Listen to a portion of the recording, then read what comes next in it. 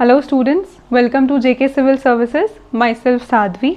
और आज मैं आपको टॉपिक पढ़ाऊँगी इकोसिस्टम के बारे में। What is ecosystem? Ecosystem is the structural and functional unit of biosphere. Means कि बायोस्फीयर का स्ट्रक्चर और बायोस्फीयर का फंक्शन कौन मेंटेन कर रहा है या कौन बना रहा है? इकोसिस्टम। मीन्स बायोस्फीयर जो है वो छोटे छोटे इकोसिस्टम से बना हुआ है। Now what is biosphere? Biosphere is the global ecosystem comprising living and non-living components. Now what global means? Global means earth. इसका मतलब है कि आपकी जो अर्थ है उसमें जिसमें लिविंग और नॉन लिविंग दोनों कंपोनेंट्स हैं वो आपका क्या बना रही है? Biosphere. Means earth is a biosphere. और अर्थ का ही स्ट्रक्चर और अर्थ का ही फंक्शन कौन मेंटेन कर रहा है? इकोसिस्टम। अब आप कैसे बोलोगे कि कोई चीज़ इकोसिस्टम है? कैसे पहचानोगे कि कोई चीज़ इकोसिस्टम है? तो इकोसिस्टम में क्या क्या चीज़ें ज़रूरी है? इकोसिस्टम में होना चाहिए community of living beings and the physical environment. मतलब community of living beings means जिसमें अलग अलग टाइप के स्पीशीज़ हों, जैसे एनिमल्स हों, प्लांट्स हो, माइक्रो ऑर्गेनिजम्स हों, लेकिन वो क्या हो? लिविंग हो। एक तो आपकी लिविंग बींग्स की community plus the physical environment. Physical environment में क्या क्या आ जाता है? Air, water, land etcetera. ठीक है, तो आपका फिजिकल एनवायरनमेंट कौन कौन सा हो गया? Air, water, land. और लिविंग बींग्स क्या क्या होंगे? प्लांट्स, एनिमल्स और माइक्रो ऑर्गेनिजम्स। और ये दोनों आपस में क्या करने चाहिए? Interact and material exchange. Means जैसे हम क्या करते हैं, हम अपने एनवायरनमेंट से ऑक्सीजन लेते हैं और वापस में उसको क्या देते हैं? Carbon dioxide. मीन्स हम अपने फिजिकल एनवायरनमेंट से मटीरियल एक्सचेंज कर रहे हैं। हम ऑक्सीजन के बदले उससे क्या दे रहे हैं? Carbon dioxide.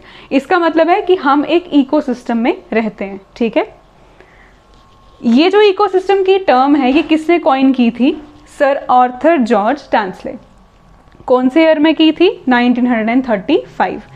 आर्थर जॉर्ज टैंसले की आप शॉर्ट फॉर्म याद रख सकते हैं AG टैंसले। ठीक है, देन उसके बाद आपका नेक्स्ट टॉपिक है टाइप्स ऑफ इकोसिस्टम। तो टाइप्स ऑफ इकोसिस्टम को मैंने 3 कैटेगरीज में डिवाइड किया है। Number 1 is terrestrial and aquatic, number 2 is natural and artificial, number 3 is small and large. Now first one is terrestrial and aquatic. Terrestrial का मतलब क्या होता है? जो ज़मीन पे हो, इसीलिए इसको आप और क्या बोल सकते हो? Land ecosystem. अब कौन कौन से इकोसिस्टम ऐसे हैं जो आप लैंड पे देखते हो? वो आपके आगे फॉरेस्ट, वो आपके आगे ग्रासलैंड्स, डेजर्ट्स, ऐसी टाइप की जो भी ज़मीन पे इकोसिस्टम हो वो आप किस कैटेगरी के अंडर डालोगे? Terrestrial ecosystem. Aquatic ecosystem, aqua word किससे, मतलब एक्वा वर्ड का मतलब क्या होता है? वाटर। तो एक्वाटिक इकोसिस्टम क्या हो गया? जिसमें क्या होगा? पानी, कॉन्स्टिट्यूट वाटर। अब वाटर 2 टाइप के होते हैं, एक होता है फ्रेश वाटर, एक होता है मेराइन वाटर। तो इकोसिस्टम भी एक्वाटिक के 2 टाइप का हो जाएगा। एक हो जाएगा फ्रेश वाटर इकोसिस्टम, सेकंड हो जाएगा आपका मेराइन वाटर इकोसिस्टम। अब फ्रेश वाटर कौन कौन से हो गए? पॉन्ड्स, लेक्स, स्ट्रीम्स, रिवर्स, जिसमें सॉल्ट की जो क्वांटिटी होगी वो बहुत ही कम होगी या तो होगी ही नहीं। Number 2 is marine water ecosystem. Marine water में आपके आते हैं एस्चुरीज, कोरल रीफ्स, या ऐसे ओशंस या ऐसी रिवर्स जिसमें सॉल्ट की कॉन्सेंट्रेशन ज़्यादा हो, तो वो सारे आपके किसके अंडर आ जाएंगे? Marine water ecosystem. Number 2 type is natural and artificial. Now natural word से ही आपको क्या पता चल रहा है? जो खुद ब खुद डेवलप होगा। मीन्स ऐसा इकोसिस्टम जो नेचर में खुद ही डेवलप हो गया, जिसमें कोई भी ह्यूमन का सपोर्ट या कोई भी ह्यूमन की इंटरफेरेंस नहीं हुई है। मीन्स ऐसा इकोसिस्टम जिसमें ह्यूमन का कोई रोल नहीं है, वो खुद ब खुद ही नेचर में डेवलप हो गया हुआ है। इसमें एग्जांपल जैसे आप लिख सकते हो forest, grasslands, deserts, marine ecosystem, fresh water ecosystem जो नेचुरली डेवलप हुए हैं नेचर में।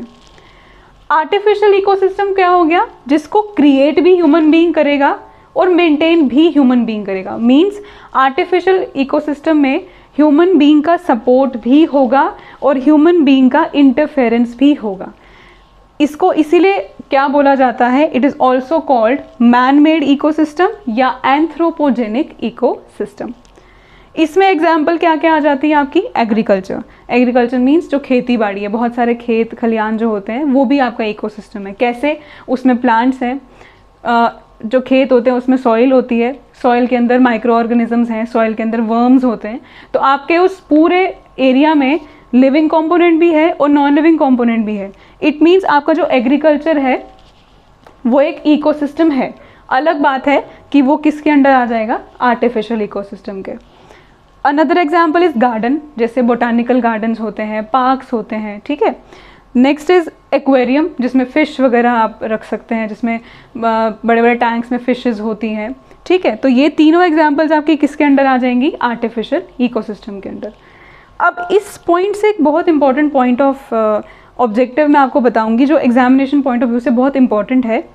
बहुत बार एग्जाम में इसके बारे में पूछा जाता है कि which is the largest man made ecosystem. तो उसका आंसर आपको क्या लिखना है, एग्रीकल्चर और एग्रो इकोसिस्टम। एग्रीकल्चर या एग्रो इकोसिस्टम सबसे लार्जेस्ट मैन मेड इकोसिस्टम है, ठीक है। Third category is small and large ecosystem. अब ये स्मॉल और लार्ज इकोसिस्टम हमने क्यों डिवाइड किया, depending upon the size. Ecosystem के साइज के बेसिस पे हमने दो पार्ट्स में डिवाइड किया है, that is small and large. सबसे पहला आता है आपका स्मॉल इकोसिस्टम। स्मॉल इकोसिस्टम में दो सब कैटेगरीज हैं, micro and nano. Micro ecosystem means जो छोटा इकोसिस्टम होगा, स्मॉल, फॉर एग्जाम्पल पॉन्ड या फॉर एग्जाम्पल पिट्स ऑफ वाटर, जैसे पानी के गड्ढे बने होते हैं, वो छोटे छोटे इकोसिस्टम आप बोल सकते हो, उसको आप माइक्रो इकोसिस्टम में रख सकते हो।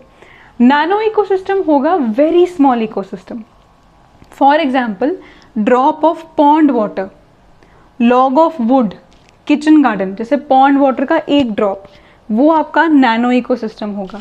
जैसे वुड का एक piece, that will be your nano ecosystem. जैसे लोग अपने घरों में किचन गार्डन्स बनाते हैं छोटे छोटे, that will be your nano ecosystem. उसके बाद second is large ecosystem. Large ecosystem में भी दो सब कैटेगरीज हैं, mega ecosystem and meso ecosystem. Mega ecosystem means जो बड़ा इकोसिस्टम होगा। मेगा वर्ड का ही मतलब होता है जो जिसका एरिया या जिसका साइज बहुत ज़्यादा बड़ा होगा, दैट इज ओशंस। आप इसमें एग्जांपल लिख सकते हो ओशंस की, ठीक है। मीजो इकोसिस्टम क्या है, मीजो एक्चुअली वर्ड क्या मतलब होता है मीजो का, मीजो का मतलब होता है जिसकी आगे डिविजन्स होंगी। अब जैसे फॉरेस्ट हैं, फॉरेस्ट बड़े भी होते हैं, फॉरेस्ट छोटे भी होते हैं, लेकिन नॉट इतने छोटे। जैसे फॉरेस्ट की आगे सब डिविजन्स होती हैं, ट्रॉपिकल फॉरेस्ट है, डेसिडियस फॉरेस्ट है, फॉरेस्ट की आगे सब डिविजन्स हैं। लेकिन फॉरेस्ट बड़ा होने की वजह से हमने उसे मीजो इकोसिस्टम में रखा है, अंडर लार्ज इकोसिस्टम, ठीक है।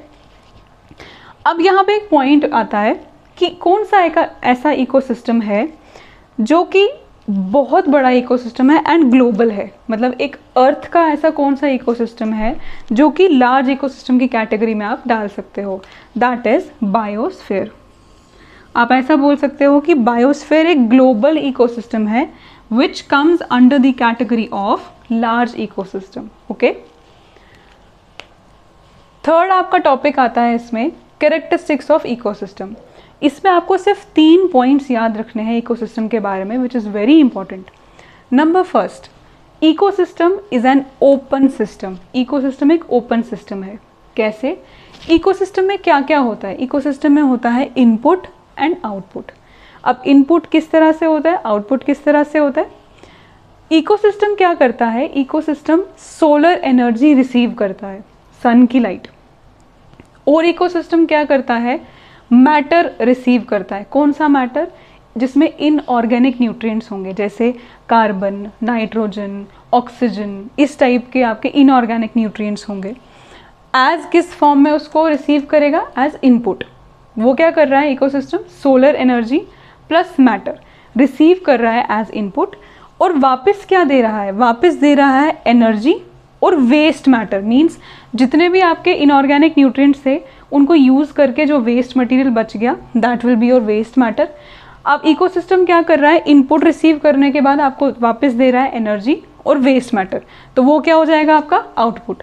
अब एनर्जी कहाँ जाती है? एनर्जी एनवायरनमेंट में लॉस हो जाती है। तो एनर्जी और वेस्ट मैटर आपका आउटपुट है, और सोलर एनर्जी और इनऑर्गेनिक मैटर आपका इनपुट है। इसका मतलब है देयर इज एन एक्सचेंज हो रहा है। अगर किसी चीज़ का इनपुट हो रहा है तो इकोसिस्टम आपको क्या कर रहा है? आउटपुट भी प्रोवाइड कर रहा है। इसीलिए बोला जाता है कि ecosystem is an open system, ठीक है। Number second and very important, ecosystem maintains homeostasis. What is homeostasis? Homeostasis का मतलब होता है बैलेंस करना। अब इकोसिस्टम किसको बैलेंस कर रहा है? नेचर को।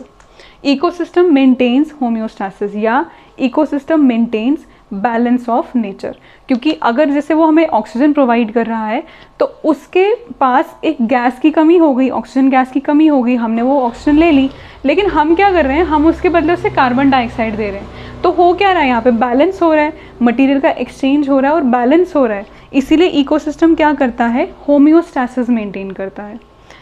Number third point is self regulating.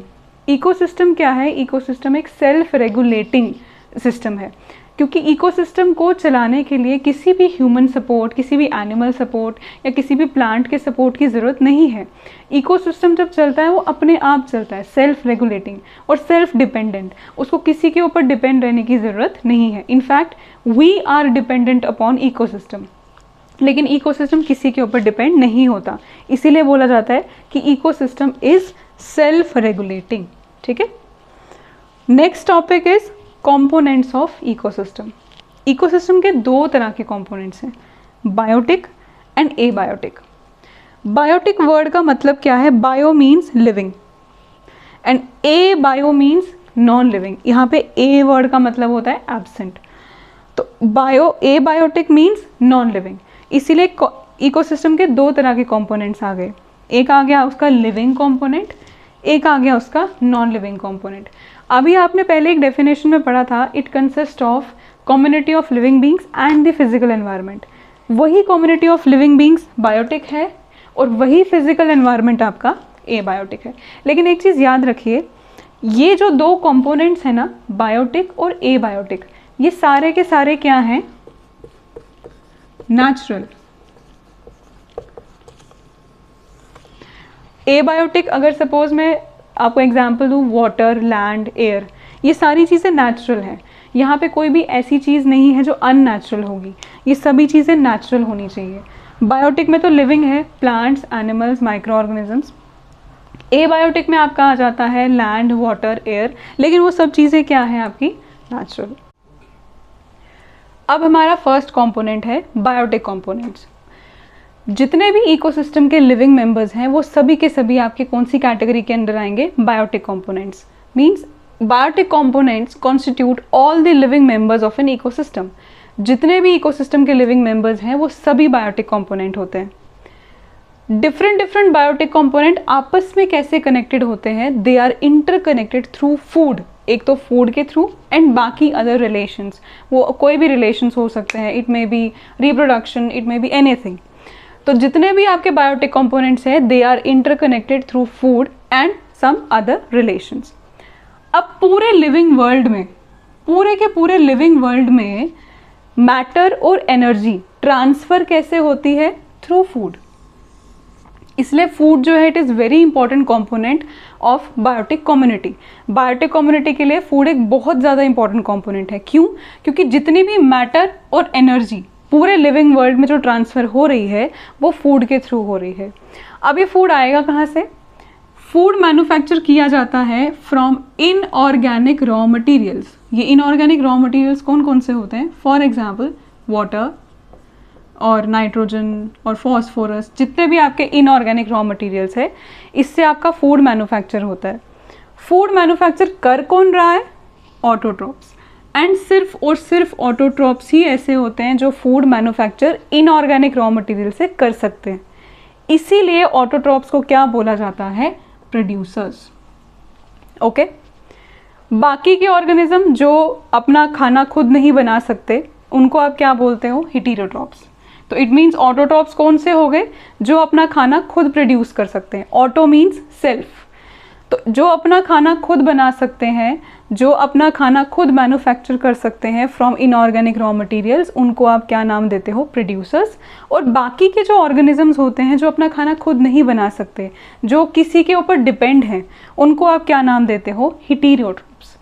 अब हेटेरोट्रॉप्स की दो डिफरेंट कैटेगरीज हैं। Number 1 consumers, number 2 decomposers. अब हम सबसे पहले पढ़ेंगे प्रोड्यूसर्स के बारे में। प्रोड्यूसर्स को क्या बोला जाता है, और producers are known as autotrophs. Producers क्या करते हैं, ये बनाते हैं organic food. Organic food means जिसमें कार्बन होगा, हाइड्रोजन होगा। They synthesize organic food from inorganic raw material with the help of solar radiations. Sun की एनर्जी से ये इनऑर्गेनिक रॉ मटेरियल को कन्वर्ट करते हैं किसमें, ऑर्गेनिक मटेरियल में। और आप सब लोगों को पता है, ये बचपन से पढ़ते आए हैं, कौन सा प्रोसेस होता है वो, that is known as photosynthesis. Photo means light. Light की प्रेजेंस में कोई चीज़ बन रही है तो वही प्लांट्स करते हैं। ये क्या करते हैं कि ऑर्गेनिक फूड बनाते हैं from inorganic raw material with the help of sunlight. Okay, अब होता क्या है, जितनी भी एनर्जी इस सनलाइट में प्रेजेंट होती है वो पहले चेंज होगी। मीन्स ये जो एनर्जी है ये किस फॉर्म में है, लाइट की फॉर्म में है। इसको पहले चेंज किया जाता है किसके अंदर, केमिकल फॉर्म में। और ये चेंज करने वाला कौन है, क्लोरोफिल।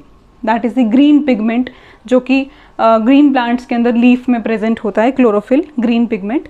ये क्या करता है, ये सोलर एनर्जी को ट्रैप करता है।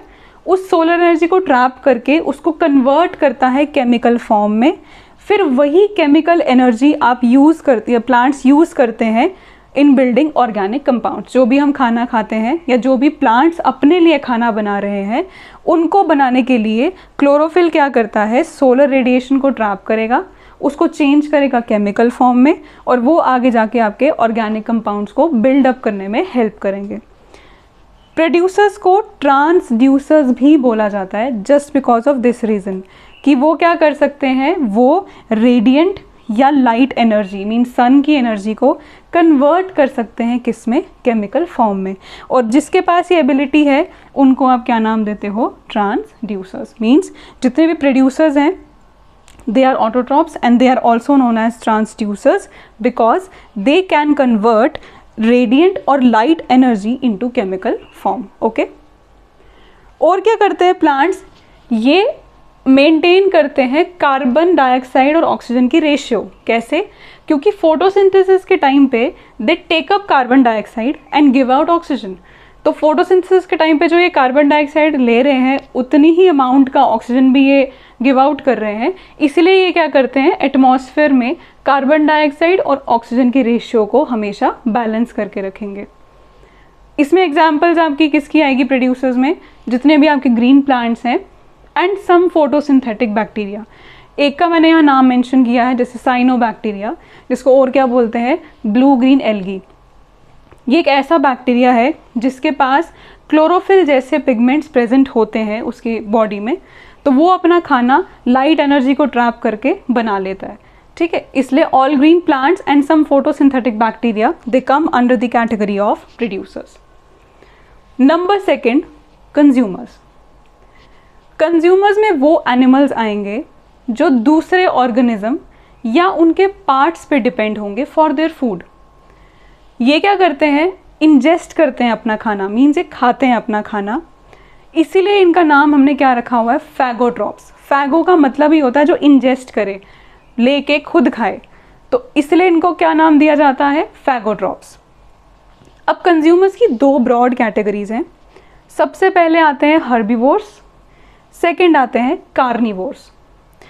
कार्निवोर्स और कंज्यूमर्स में प्लीज़ आप कंफ्यूजन क्रिएट मत करिएगा। कंज्यूमर्स के अंडर आते हैं हर्बीवोर्स एंड कार्निवोर्स। सबसे पहले इसमें आपका हर्बीवोर्स। हर्बीवोर्स कौन से हो गए, हर्बीवोर्स वो एनिमल्स हैं जो अपना खाना और एनर्जी डायरेक्टली प्लांट से लेंगे और किसी एनिमल से नहीं लेंगे। वो डायरेक्टली क्या करेंगे, प्लांट से अपना खाना और प्लांट से अपनी एनर्जी वो डिराइव करते हैं। इसीलिए इनका नाम क्या दिया जाता है, फर्स्ट ऑर्डर कंज्यूमर्स। कंज्यूमर्स की कैटेगरी में सबसे पहला प्लेस किसका होता है, हर्बीवोर्स का। इसमें एग्जांपल्स जैसे जो ज़मीन पे मिलने वाले हर्बीवोर्स हैं, आप ऐसे सिंपल लैंग्वेज में इसको बोल सकते हैं जो घास फूस खाने वाले लोग एनिमल्स होते हैं, they are known as herbivores.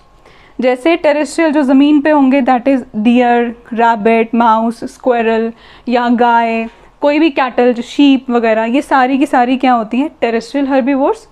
फिर कुछ एक्वाटिक हर्बीवोर्स भी हैं जो पानी में एक्वाटिक हर्बीवोर्स हैं, जैसे मोलस्क जो शेल वाले स्पीशीज़ होते हैं, सम प्रोटोजोन्स जैसे इसमें आपने एग्जांपल पढ़ी होगी पैरामीशियम टाइप्स, ये प्रोटोजोन्स वगैरह जो पानी में मिलते हैं, they are also called herbivores, ये हर्बीवोर्स की कैटेगरी में आएंगे।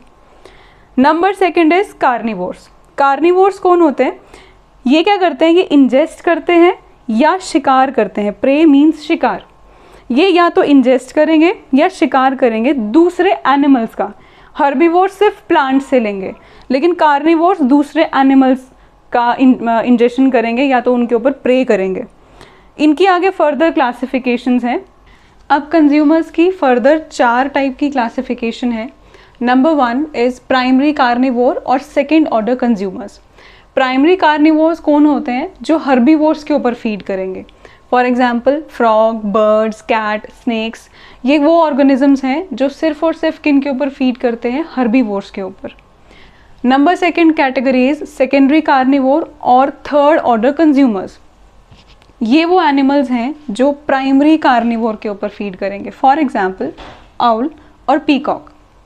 Number third category is tertiary carnivores और फोर्थ ऑर्डर कंज्यूमर्स। जैसे कि आप इसका सीक्वेंस देख ही रहे हैं, तो they will feed upon secondary carnivores. Last में बहुत इंपॉर्टेंट एक कैटेगरी आती है, that is top carnivores. Top carnivores वो एनिमल्स होते हैं जिनके ऊपर आप फीड नहीं कर सकते, which can not be preyed or fed upon further, जिनको फर्दर आगे जिनका शिकार या फर्दर आगे जिनको फीड नहीं किया जा सकता, जैसे फॉर एग्जाम्पल लॉइन और टाइगर। देन उसके बाद कंज्यूमर्स के बाद आती है आपकी एक और category, that is known as decomposers. इनको और क्या बोला जाता है? रिड्यूसर्स। डिकम्पोजर्स कौन होते हैं? डिकम्पोजर्स क्या करते हैं? डिकम्पोजर्स जो ऑर्गेनिजम्स की डेड बॉडीज़ होती हैं या लिविंग ऑर्गेनिजम्स का ऑर्गेनिक वेस्ट होता है, for example leaf, for example roots, stem, जो उनका ऑर्गेनिक वेस्ट होता है जिसमें कार्बन और हाइड्रोजन प्रेजेंट होगा, वो उनके ऊपर फीड करते हैं। इसीलिए इनको आप और क्या बोलते हो? सैप्रोट्रॉप्स। सैप्रो वर्ड का ही मतलब होता है डेड। ऐसे ऑर्गेनिज्म जो अपना न्यूट्रिशन डेड ऑर्गेनिक मैटर से लेंगे, उनको आप क्या बोलते हो? सैप्रोट्रॉप्स, जिसके अंडर आते हैं आपके डीकम्पोजर्स। इनका काम क्या होता है? ये क्या करते हैं? ये क्या करते हैं कि डाइजेस्टिव एंजाइम सिक्रीट करते हैं। जो भी इनके सामने वो ऑर्गेनिक मैटर पड़ा होगा, उसके ऊपर ये डाइजेस्टिव एंजाइम सिक्रीट करेंगे। वो ऑर्गेनिक मैटर धीरे धीरे करके डिकम्पोज होता जाता है और वो उस डाइजेस्टेड मैटर को एब्जॉर्ब कर लेते हैं खुद की एसिमिलेशन के लिए। एसिमिलेशन मीन्स कि वो खुद की बॉडी के अंदर न्यूट्रिएंट्स को डिस्ट्रीब्यूट करेंगे, और जितना आपका उस डाइजेस्टिव मैटर का जितना भी रिमेन्स बच जाएगा, वो सारा का सारा क्या करता है? जो सबस्ट्रेटम होता है, मीन्स जहाँ पे वो ऑर्गेनिक मैटर प्रेजेंट था, वो सबस्ट्रेटम में ऐड करता है मिनरल्स और कुछ रॉ मटेरियल्स, जिसकी वजह से फॉर एग्जांपल आपकी सॉइल जो है उसकी फर्टिलिटी इंप्रूव हो सकती है, सॉइल का टेक्सचर इंप्रूव हो सकता है, या सबस्ट्रेटम की फर्टिलिटी, सबस्ट्रेटम का टेक्सचर, सबस्ट्रेटम की क्वालिटी इंप्रूव हो सकती है इनकी वजह से, डिकम्पोजर्स की वजह से। तो जो ये प्रोसेस होता है जिसमें ये आधा डाइजेस्टेड मैटर खुद के लिए यूज़ कर लेते हैं, आधा जो डाइजेस्टेड मैटर बचा होता है वो आपके सबस्ट्रेटम में क्वालिटी या मिनरल्स या रॉ मटेरियल्स ऐड कर दे, उस प्रोसेस को आप क्या बोलते हो? मिनरलाइजेशन। इट मीन्स डिकम्पोजर्स किस में हेल्प कर रहे हैं? मिनरलाइजेशन में, means adding of minerals in the substratum. Decomposers को और क्या बोला जाता है? रिड्यूसर्स। क्यों? As they remove the dead waste. आपने देखा होगा डिकम्पोजर्स क्या करते हैं? वो जितना भी डेड वेस्ट या जितना भी ऑर्गेनिक वेस्ट जितना भी होता है, वो सारा का सारा रिमूव कर देते हैं एनवायरनमेंट से, इसलिए उनको क्या कहा जाता है? रिड्यूसर्स। और डिकम्पोजर्स का साइज़ बहुत ही ज़्यादा छोटा होता है, इसीलिए उनके स्मॉल साइज़ की वजह से इनको क्या बोला जाता है? Micro consumers. उसके बाद आपकी बायोटिक कंपोनेंट्स में 2 एडिशनल कैटेगरीज हैं। बहुत सारे बायोलॉजिस्ट ने ये कैटेगरीज अलग से डिफ़ाइन की हुई है, हालांकि ये कैटेगरी इसी के अंडर आती थी पहले, बट बायोलॉजिस्ट ने इनको सेपरेट कैटेगरी में डिफ़ाइन किया हुआ है, दैट इज़ डेट्रीवोर्स और पैरासाइट्स। डेट्रीवोर्स क्या होते हैं? ये भी डेड बॉडीज़ के ऊपर ही फीड करते हैं, लेकिन इनमें आपके इस टाइप के नहीं आएंगे, जैसे ईगल, लॉइन, ऐसे टाइप के नहीं आएंगे, या जैसे माइक्रो ऑर्गेनिजम्स नहीं आएंगे। इनमें आपके क्या आते हैं, टर्माइट्स, जैसे जो बेड को कीड़ा लग जाता है, या फॉर एग्जांपल बीटल्स, जो छोटे छोटे कीड़े होते हैं जो डेड ऑर्गेनिक मैटर पे या डेड ऑर्गेनिज्म के ऊपर फीड करते हैं, वो वाले ऑर्गेनिजम्स आपके आएंगे। इनको क्या बोला जाता है, स्कैवेंजर्स। जैसे वल्चर का आपने सुना ही होगा, वल्चर्स भी आप इनमें मतलब ऐड कर सकते हो डेट्रीवोर्स में। Next category is parasites. Parasites क्या होते हैं, वो दूसरे ऑर्गेनिज्म के ऊपर डिपेंड होते हैं, लेकिन वो ऑर्गेनिज्म लाइव होता है, मरा हुआ नहीं होता। उस ऑर्गेनिज्म को आप क्या बोलते हो, होस्ट। लाइक अगर फॉर एग्जाम्पल आपके ऊपर कोई ऑर्गेनिज्म फीड कर रहा है, you will be the host and that organism will be the parasite.